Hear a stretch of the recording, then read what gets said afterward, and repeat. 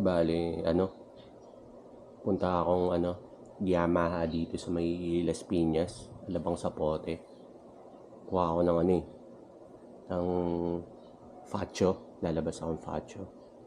Book lang akong angkas. Tapos, alis na rin. Punta na rin doon.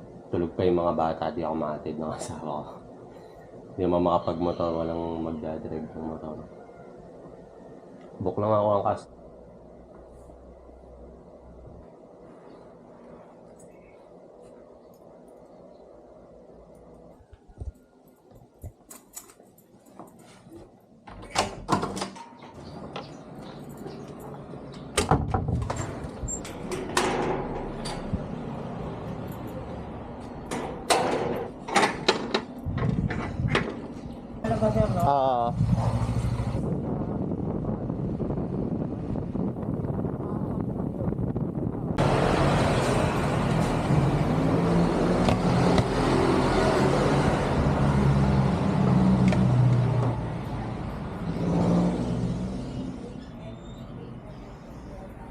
Good morning. Kay po? Ma'am Scarlett. Yes, sir. Ako yung kukuha ng Facho. Yes, sir. White? White. Sige, sir. Ay, paano ko lang, ha? Sige. Palabas na. Tapos yung mo na lang, sir, portal. Na-open niyo na po ba?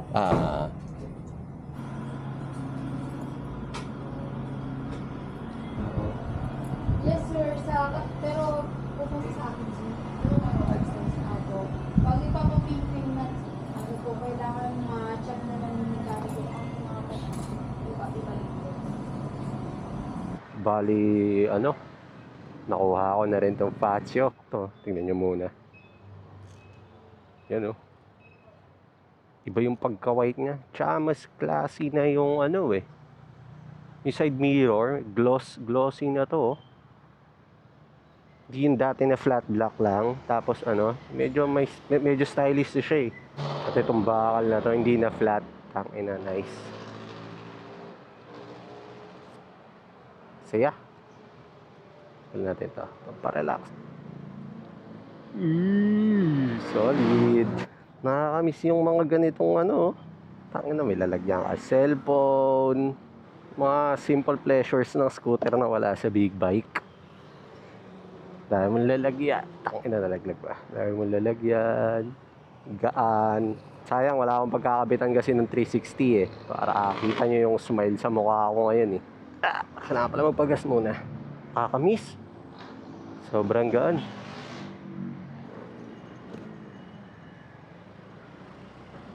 Uy, tangina, pakasarap.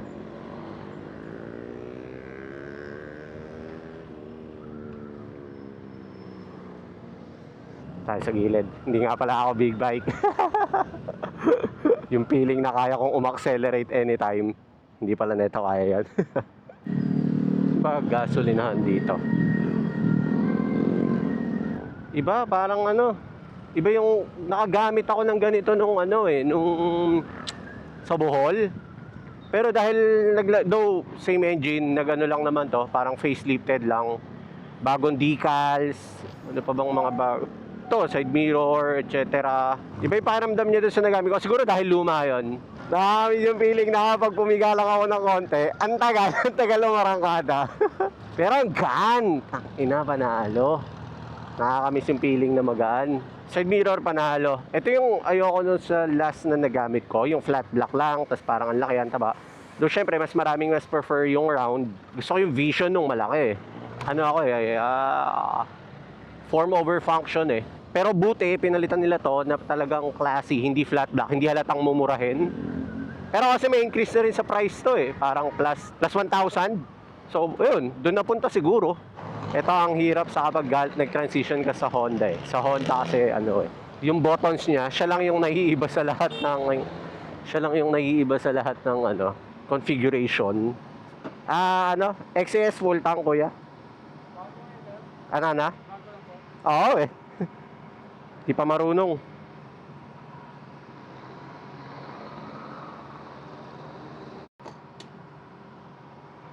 Full tank 250 lang para mo lang wala Patapon na lang resibo, kuya.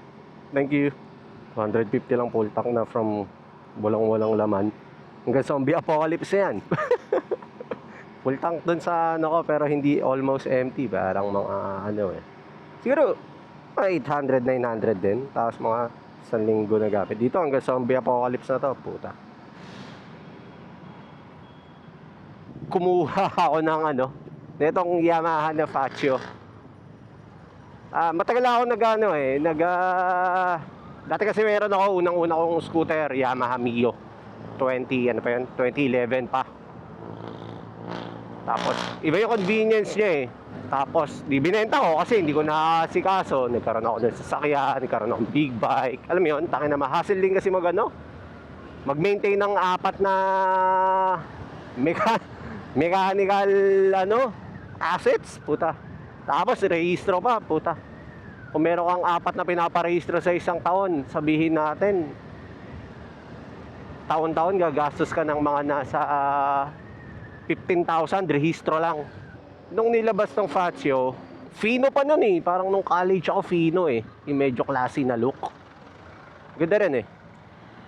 Tapos nilabas ng Faccio, parang tangin na reminisce ba na medyo maganda, classy na maganda. Para sa scooter. Kumaga, ayun. Matagal ko nang gusto na itong bumili uli ng scooter. Kaso, ayun, syempre wala sa budget. Hindi rin, hindi rin biro yung maglabas ng 90,000. Tapos, baon na ako sa utang kung magdadagdag pa ako ng utang. So, alam mo yun. Pero gusto ko talaga kumuha. Siguro, after kong magbawas ng mga bayarin, plano ko kumuha. Out of nowhere, tangina biglang sinuwerte. Tangina, nanalo ako sa raffle sa office.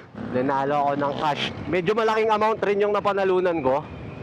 Pero hindi sapat para ibang bayad dito sa scooter. Pero malaki-laki. Konti na lang dinagdagan ko na lang. So ayun. Pero yun nga, gaya ng mga binabanggit ko sa mga dati kong video na kapag may asawa ka na, yung pera mo, hindi sa'yo yun eh.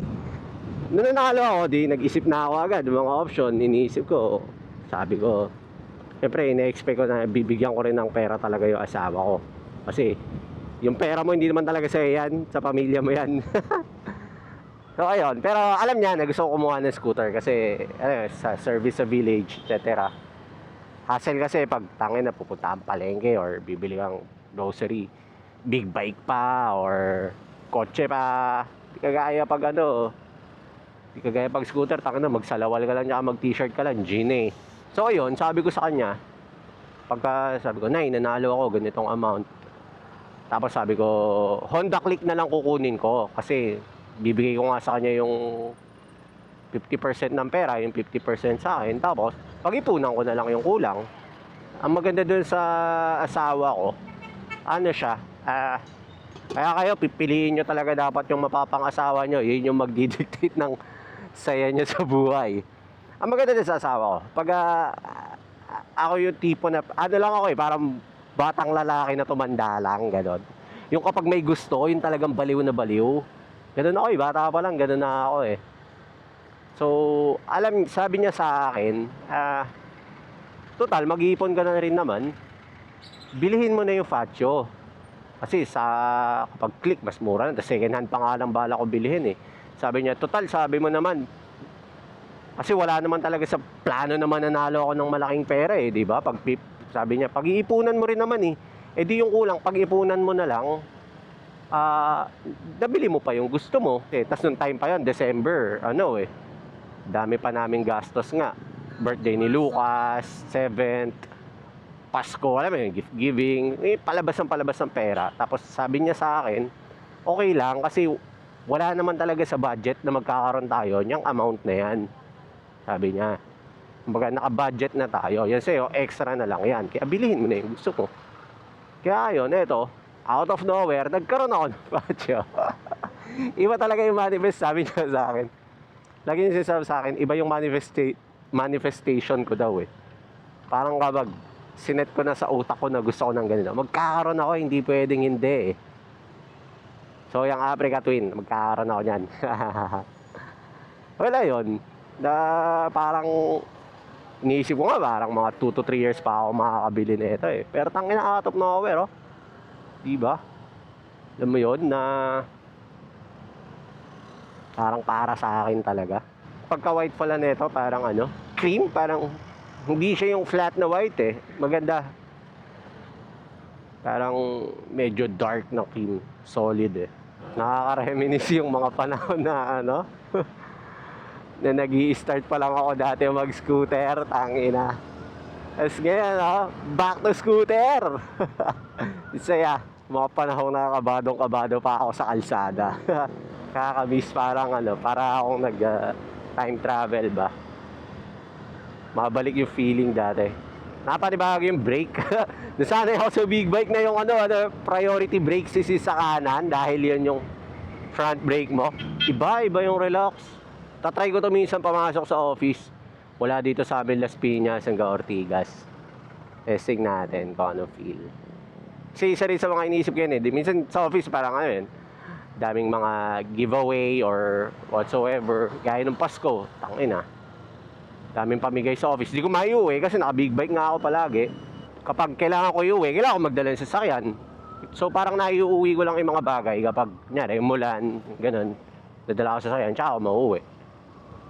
Pero ngayon naisip ko, tangina, pwede na pala to, no? Pag may marami akong kailangang iuwi.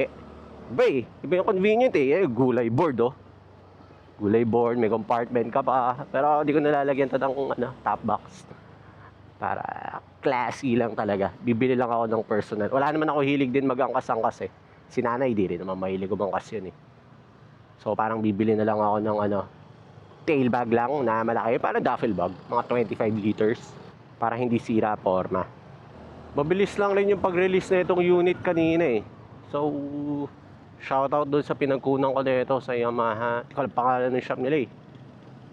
3S shop dito sa may Alabang Sapote, tapat ng Divine Light. Bilis lang eh. Tangina, para lang akong bumili ng ng grocery eh. Pagdating ko, bayad. Gawa lang ng papers para sa rehiso. Subian na. Isa sa mga trip ko dito, gusto ko para dito, wala talaga ang planong baguhin kahit ano dito eh. Walang upgrades, walang whatsoever. So helmet, tangina, half face, para kita pogi. Yung half face na wala talagang visor. Pero may nakita ako sa LS2. Syempre yung lang, mura-mura lang din ako bibili nung premium, tangina. Lugi na negosyo pag nag-premium pa ako. May nakita ako sa LS2 eh. Panalo, nasa 4K, 5K ata. It's white na may stripes ang blue, red, white eh. Parang ganun. So parang medyo terno sa decals nito, tas halfway. Isa pa sa maganda pag classic style yung scooter mo dito sa Faccio. Hindi mo kailangan tumakbo ng mabilis kasi parang kailangan mo tumakbo nang nakangiti. Putang ina, parang alam mong good vibes lang. Parang dapat nagmamariwana ka sa motor na to eh, para masamahan mo lang yung vibes niya eh. Tapos yung helmet mo na lang, di ba? Na open face lang. Tapos ayun, nakangiti ka lang. Bawal lang kasi makakot sa motor na to. Dapat good vibes lang. Ganda ng pagka-white nito. Sobrang ganda, iba.